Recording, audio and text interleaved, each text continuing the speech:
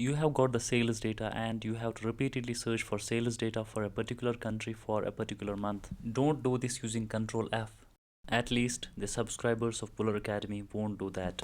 Instead, you will use a combination of index and match functions. With index and match functions, I can get a result like this. Select the country, select the month, and I will get the sales amount. Here I have created drop down list for countries using data validation. Then for months again I created drop down lists. Then in this cell I used a combination of index and match functions. Equal index, open parenthesis, I have to specify my array. I will specify the array, comma row number. To get the row number I will use the match function. Match, then lookup value. Lookup value is country, comma lookup array is list of countries, comma exact match 0, close the match function, then comma, specify the column number. Again I will use the match function to get the column number.